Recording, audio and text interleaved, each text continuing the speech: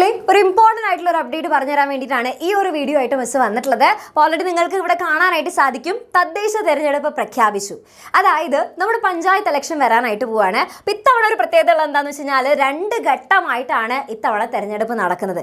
അതായത് 2 ദിവസങ്ങളിലായിട്ടായിരിക്കും. അതായത് ഡിസംബർ 9-നും 11-നായിട്ടാണ് വോട്ടെടുപ്പ് നടക്കുന്നത്. ദെൻ അതിനുശേഷം വോട്ട് എണ്ണൽ നടക്കുന്നത് ഡിസംബർ 13-നാണ്. ഓക്കെ, അപ്പോൾ നിങ്ങളിങ്ങനെ ആലോചിക്കുന്നുണ്ടെങ്കിൽ മിസ് ഇത് എന്തുകൊണ്ടാണ് ഞങ്ങളുടെ അടുത്ത് പറയുന്നത്, ഇതും ഞങ്ങൾ നമ്മളിപ്പോൾ എന്താണ് ഇപ്പോൾ ആ ഒരു ബന്ധം വരുന്നത് എന്നുള്ളത് കുറേ പേര് ആലോചിക്കുന്നുണ്ടായിരിക്കും. അപ്പോൾ സംഭവത്തിലുള്ള മക്കളെ, ഈ ഒരു സമയത്തായിട്ടാണ് നമ്മുടെ എക്സാമും, അതായത് ക്രിസ്മസ് എക്സാം നടക്കുന്നത് ഈ ഒരു സമയത്തായിട്ടാണ്. അതായത് ഏകദേശം ഒരു ഡിസംബർ 8 മുതൽ ഒരു 15-നുള്ളിൽ തന്നെയാണ് സാധാരണ നമ്മുടെ ക്രിസ്മസ് എക്സാം നടക്കേണ്ടത്. അപ്പോൾ ഇവിടെ ഇപ്പോൾ നമുക്ക് ഉള്ള സംഭവിച്ചതെന്ന് വെച്ച് കഴിഞ്ഞാൽ നമ്മുടെ തെരഞ്ഞെടുപ്പ് അഥവാ വോട്ടെടുപ്പ് നടക്കുന്നത് നമ്മൾ പഠിക്കുന്ന സ്കൂൾസിലായിരിക്കും. അതായത് ഗവൺമെൻറ് സ്കൂൾസിലൊക്കെ ആയിട്ടായിരിക്കും എന്തുണ്ടായിരിക്കുക, ഈ ഒരു വോട്ടെടുപ്പിൻ്റെ എല്ലാ ക്രമീകരണങ്ങളൊക്കെ അവിടെയായിരിക്കും നടക്കുന്നുണ്ടായിരിക്കുക. അപ്പോൾ അതുകൊണ്ട് തന്നെ ഇതിപ്പോൾ വോട്ടെടുപ്പിൻ്റെ ക്രമീകരണം നടത്തിയാലും അതേപോലെ തന്നെ വോട്ടെണ്ണലൊക്കെ നടക്കുമ്പോഴായാലും ആ ഒരു സമയത്ത് നമുക്ക് അവിടെ എക്സാംസ് വെക്കുക എന്ന് പറയുന്നത് സാധ്യമായിട്ടുള്ളൊരു കാര്യമല്ല.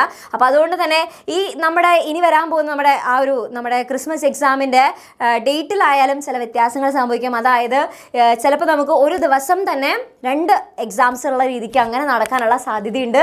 അതേപോലെ തന്നെ ചിലപ്പോൾ ചാൻസ് മിസ്സിന് അറിയില്ല, കാരണം കൺഫർമേഷൻ ആയിട്ട് കിട്ടിയിട്ടില്ല. പക്ഷേ ചിലപ്പോൾ നമുക്ക് എന്ത് ചെയ്യാം, മാക്സിമം മെജോറിറ്റി ചാൻസ് ഉള്ളത് ഒരു ദിവസം തന്നെ 2 എക്സാം എന്നുള്ള രീതിക്ക് നടക്കാനാണ്. അതല്ലാന്നുണ്ടെങ്കിൽ നമുക്ക് ചില എക്സാംസ്, അതായത് നടക്കാത്ത എക്സാംസ് നമ്മുടെ ക്രിസ്മസ് എക്സാമിൻ്റെ കഴിഞ്ഞിട്ടുള്ള നമ്മുടെ വെക്കേഷന് ശേഷം നടക്കുന്നു എന്നുള്ള രീതിക്ക്. പക്ഷെ അതിൽ ആക്ച്വലി ആ വെക്കേഷൻ കഴിഞ്ഞിട്ട് എക്സാം നടക്കാമെന്ന് പറയുന്നത് ആക്ച്വലി ചാൻസസ് കുറവാണ്.